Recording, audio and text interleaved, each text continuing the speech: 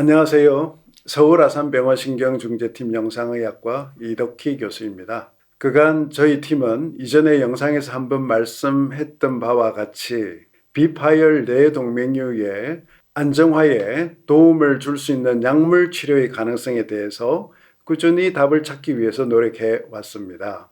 우선 후보 약제나 성분을 찾는 것과 함께 그 유효성과 안정성에 대한 전임상 검증을 위해서 뇌동맥류 소동물 모델을 만들기 위해서 꾸준히 연구를 해왔습니다. 사실 소동물 모델을 활용하는 개념은 벌써 3년 전에 시작을 했었는데요. 모델을 만들기 위한 조작을 한 뒤에 소동물 연구용 MRI를 이용해서 뇌혈관의 변화와 그리고 뇌동맥류의 발생 과정을 관찰하는 연구를 반복을 하면서 일관성 있게 모델 제작하는 것이 쉽지 않아서 어려움이 많았었는데요.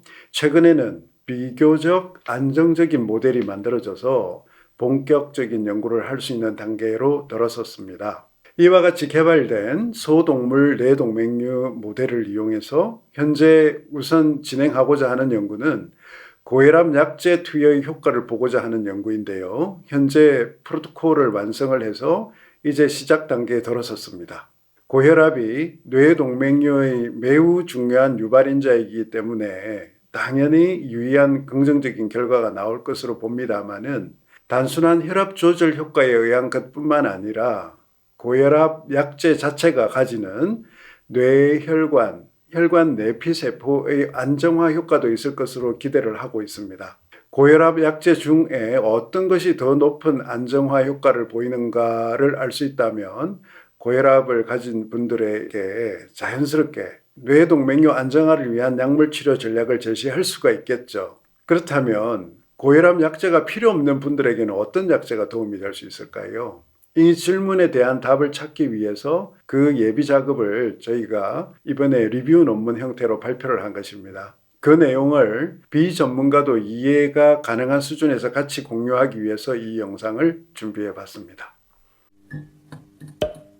대한뇌졸중학회에서 발간하는 뇌혈관 질환 분야의 권위 있는 잡지인 Journal of Stroke의 2025년 8월에 저희가 발표한 논문입니다. 이제 비파열 뇌동맥류 약물 치료를 고려할 때가 되지 않았나요? 하는 그런 제목입니다. 이 논문의 내용은 뇌혈관 질환을 다루는 의사들에게 뇌동맥류는 관리를 하는 질환이라 하는 그런 인식의 변화를 제안하는 내용이라는 점에서 의미가 있다고 보고 있는데요. 그 내용을 뇌동맥류를 가진 모든 분들과 공유하는 것도 의미가 크겠다 생각해서 이 영상을 준비해 보았습니다. 이 논문에서 저희들은 비파열 뇌동맥 약물 치료가 필요한 이유를 치료가 필요하다고 판단한 경우에 수술이나 시술로 치료를 하면 되겠지만은 그렇다고 아주 고위험은 아니어서 적극적으로 수술이나 시술 그런 부작용을 감수할 정도가 아닌 경우에는 단순 경과 관찰만 하는 것이 심적인 부담이 있다는 것을 고려해야 되고 또 단순 영상 관찰이라고 하는 것이 너무 소극적인 대처가 아닌가 하는 그런 생각을 할 수가 있기 때문에 수술이나 시술은 아닌 그런 보존적이지만 조금 더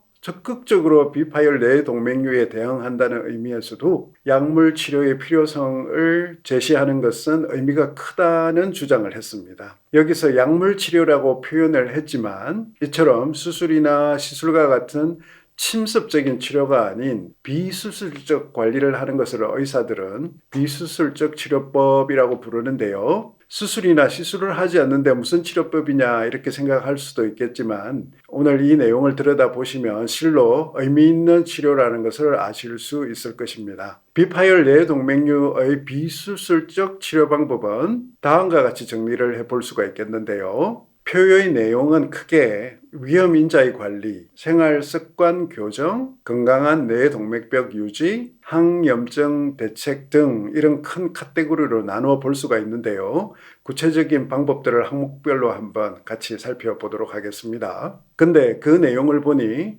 구체적인 방법 쪽으로 가면 또다시 약물을 쓰지 않고 할 수 있는 비약물적인 관리 방안과 그리고 구체적으로 약물을 쓰는 방향으로 나눠볼 수가 있겠다는 건데요. 우선 비수술적 치료의 전체적인 개요하고 그리고 비약물적인 방법을 1편으로 먼저 말씀을 드리고 이어서 2편에서 약물 치료에 관한 말씀을 이어나가는 것으로 한번 이번 영상을 만들어 보겠습니다.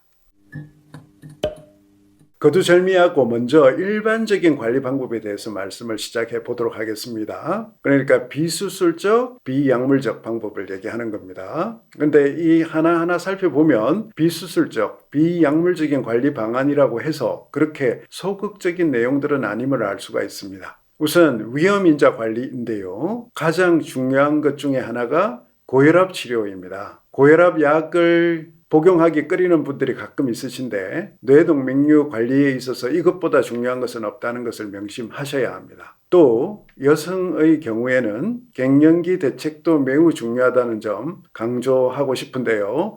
여성 호르몬 감소로 인한 변화는 중년 여성들의 신체에 큰 변화를 초래하게 되는데요. 그 중에 혈관의 변화는 상당합니다. 그래서 뇌동맥류뿐만 아니라 동맥경화로 인한 문제가 증가하는 것은 잘 알려져 있습니다. 그러므로 뇌동맥류가 있다면 호르몬 대체요법을 적극적으로 고려하는 것이 좋겠습니다. 저희 연구팀에서도 실험쥐에서 뇌동맥류를 유도를 할 때 폐경을 유도한 실험군에서 훨씬 더 많은 뇌출혈과 뇌경색이 발생하는 것을 보고 이 부분이 정말 중요하구나 실감을 하고 있습니다. 다음은 생활 습관 교정 부분인데요. 정말 중요한 부분 아닌가 생각되니 하나하나 보시죠. 1번이 금연입니다. 강조하지 않겠습니다. 전자담배는 괜찮겠지 생각하시는 분들도 상당히 많으시던데요. 그렇지 않다고 합니다. 이미 이전 영상에서 개인적 의지만으로 금연을 하는 것은 상당히 힘드니 지자체에서 제공하는 금연 교실 등과 같은 프로그램을 활용하면 금연 성공률을 크게 올릴 수 있다고 하는 것 다시 한번 말씀드립니다.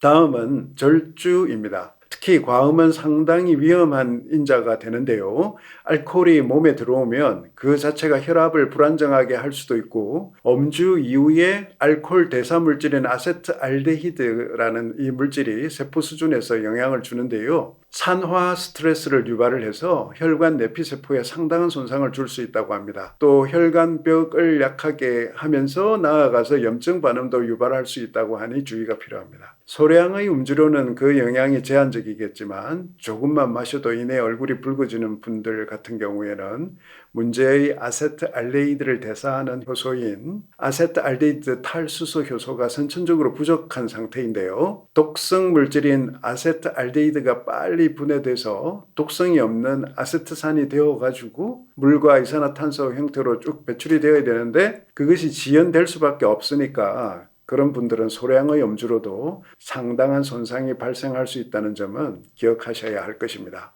다음으로 제가 올려둔 항목은 바로 유산소 운동인데요. 저는 어떤 운동도 도움이 된다고 생각합니다. 다만 단순한 걷기를 넘어서 가벼운 뛰기가 포함되면 좋겠고 나아가 근력 운동도 적절히 배합하시면 운동의 재미와 건강 효과가 배가 될 수 있을 것입니다. 유산소 운동의 건강 효과에 대해서는 너무 많은 분들이 강조를 하고 있고 그러므로 다시 강조하지 않겠습니다. 다음 항목은 열심히 살아가야 하는 우리 현대인들이 가장 주의해야 할 내용인데요. 바로 과로입니다. 다음날 아침에 일어났을 때 지속되는 피로, 무력감 등을 회복하지도 못하고 또 일을 심하게 하거나 또는 어떤 챌린징한 운동을 자신의 체력의 한계 이상으로 무리하게 한다든지 하는 것은 궁극적으로 우리 몸의 균형을 깨는 그런 것입니다. 가끔 뉴스에서 들리는 노동자들이 과로로 쓰러졌다, 사망했다 하는 그런 소식을 들어보셨을 텐데요. 대부분 심근경색이나 뇌출혈이 원인인 경우가 많은데요. 뇌동맥류 파열에 의한 경우도 상당히 흔한 것으로 알려져 있습니다. 그리고 유명인 중에서도 뇌동맥류 파열로 안타까운 뉴스를 들려줄 때가 있는데요. 그분들 상황도 이렇게 들여다보면 과로가 겹쳐서 문제가 생긴 경우가 많다는 것을 알 수 있습니다. 과로와 같은 신체적인 불균형과 지속되는 과도한 정신적인 스트레스는 우리 신체의 그런 회복 능력을 떨어뜨리게 되고 또 뇌동맥벽의 불안정화에 대응한 회복, 힐링의 과정이 적절히 이루어지지 못할 수밖에 없기 때문에 문제가 생기는 것입니다. 이는 넓은 의미에서의 면역 저하로 설명할 수도 있습니다. 그러므로 과도한 신체적 피로와 지속적인 정신적 스트레스로부터의 회복을 위한 적절한 휴식은 정말 중요하다는 것 잊지 마시기 바랍니다.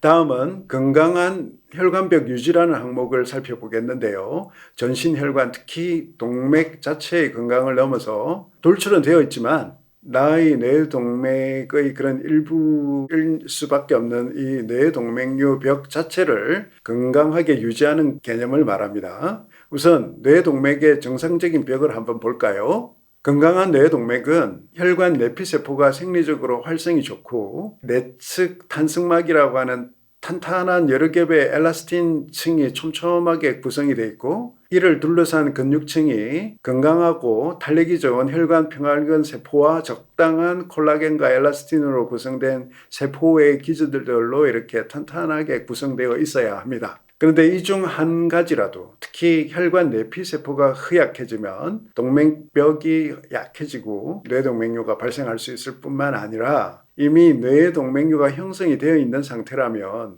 혈관벽을 불안정하게 만들 수 있기 때문에 이를 건강하게 유지할 수 있다면 건강한 뇌동맥, 뇌동맥류 벽을 담보할 수 있을 것입니다. 먼저 혈관 내피세포의 건강을 유지하고 동맥과 동맥류의 벽의 안정성을 확보하면서 나아가서 이 혈관의 탄성을 유지하고 강화함으로써 건강한 동맥과 동맥류 벽을 유지한다는 것인데요. 어떤 방법이 가장 도움이 될까요? 앞에서 언급한 대부분의 내용들이 다 해당 사항이 있겠지만 가장 중요한 비수술적, 비약물적 관리 방법은 유산소 운동입니다. 또한 이 카테고리에서 하나하나 살펴보면 뇌동맥류 안정화에 도움이 될 수 있는 약물을 찾는데 단초가 될 수 있는 것들을 어렵지 않게 생각해 볼 수 있는 실마리를 찾을 수가 있습니다. 뒤에서 이 부분은 자세히 살펴보도록 하겠습니다. 다음 카테고리도 매우 중요하다고 생각하는데요. 바로 염증에 관한 내용입니다. 염증이라고 하면 박테리아 등 감염 또는 상처가 났을 때 우리 몸에 발생하는 치유 반응만 떠올리기 쉬운데요. 넓은 의미에 있어서 염증이라고 하면 외부의 적이든 내부의 어떤 문제든 이에 대한 치유의 과정에서 발생하는 모든 신체 이상 반응을 대부분 포함하는 개념입니다. 우리에게 문제가 되는 것은 만성염증의 형태로 자주 나타나는 문제들인데요. 급성이든 만성이든 염증이 뇌동맥류에 직접적 또는 간접적으로 영향을 줘서 뇌동맥류를 불안정하게 할 수도 있고 그 결과 모양이 변화하거나 나아가 파열을 유발할 수도 있다는 그런 개념이 되겠습니다. 그러므로 기존에 가지고 있는 염증 질환의 치료가 중요한데요.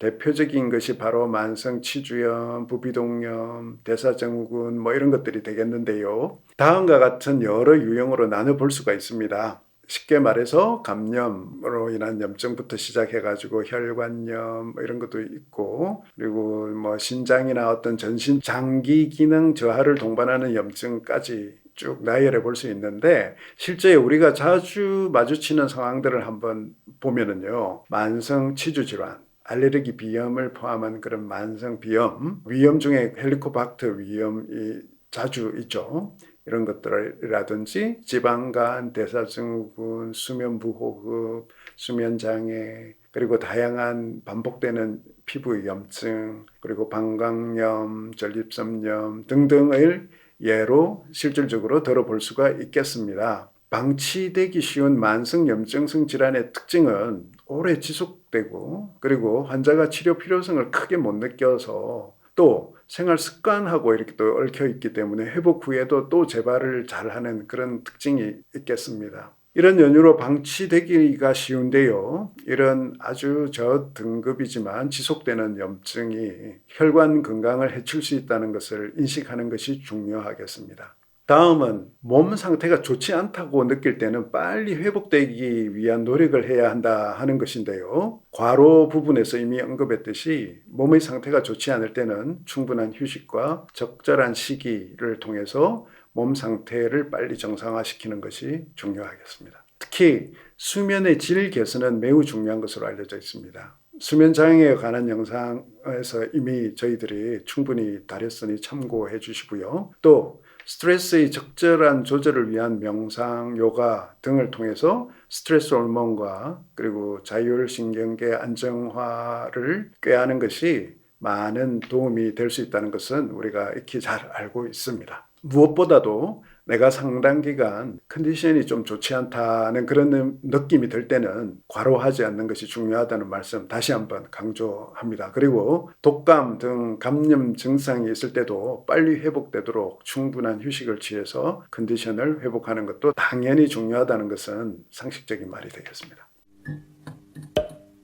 이상 비파열 뇌동맥류의 일반적인 관리 방법에 대해서 알아보았는데요. 고혈압, 갱년기 관리가 큰 도움이 되고 금연, 절주, 규칙적인 유산소 운동, 과로의 금지 이런 중요성에 대해서 모두 이해하셨을 것입니다. 그리고 마지막으로 만성염증성 환경을 제거하는 것도 매우 중요하다는 말씀을 드렸습니다. 이렇게 해서 일반적인 관리 방법을 정리해 드렸는데요.